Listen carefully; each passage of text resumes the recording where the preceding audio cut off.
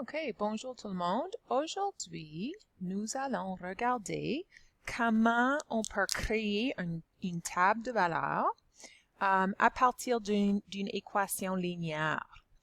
Alors, si par exemple, j'ai une équation linéaire, okay, j'ai y égale x plus 4, okay, et on veut créer une table de valeurs à partir de cette équation. Alors, si j'écris mon table de valeurs, okay, x est toujours sur la côté gauche et y est toujours sur la côté droite. Alors, vous pouvez t'en souvenir parce que en ordre alphabétique, x est avant y. Alors, ça, c'est une façon de le souvenir.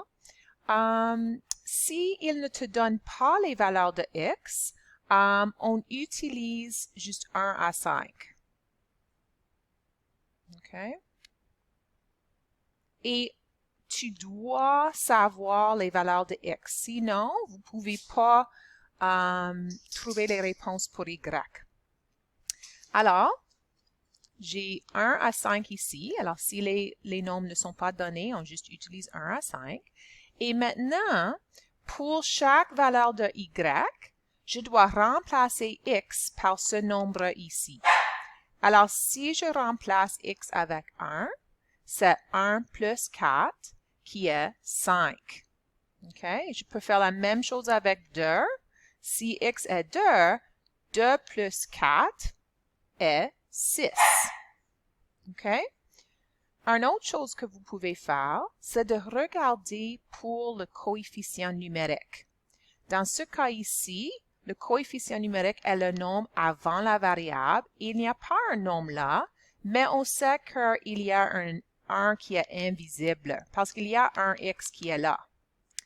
Et puis, ça veut dire qu'il y a une régularité, que chaque valeur de y va sauter ou augmenter par 1. Alors, je sais que celui-là est 7, puis 8, puis 9. OK? C'est juste un petit truc que vous pouvez utiliser. OK? So, si je fais un autre exemple, maintenant, on a y égale 2x moins 1. OK? So, encore une fois, je vais créer une table de valeurs. OK? X sur la côté gauche, y sur la côté droite. Okay. Si elle ne te donne pas les valeurs de x, on utilise 1 à 5. Okay. Puis maintenant, je dois remplacer 1 par x ici. Et quand vous avez un coefficient numérique et une variable qui est ensemble, ça signifie multiplication. Alors, c'est 2 fois 1, okay, moins 1. So, 2 fois 1 est 2. Moins 1, c'est 1. OK, ça c'est la réponse pour y. Maintenant, je peux faire la même chose avec 2, avec 3, avec 4, puis avec 5. Ou je peux regarder pour le coefficient numérique. Dans ce cas ici, c'est le nombre 2, c'est positif 2. Alors, ça veut dire que chaque nombre va augmenter par 2. So, j'ai 3 ici, puis 5, puis 7, puis 9. Okay, les deux façons fonctionnent.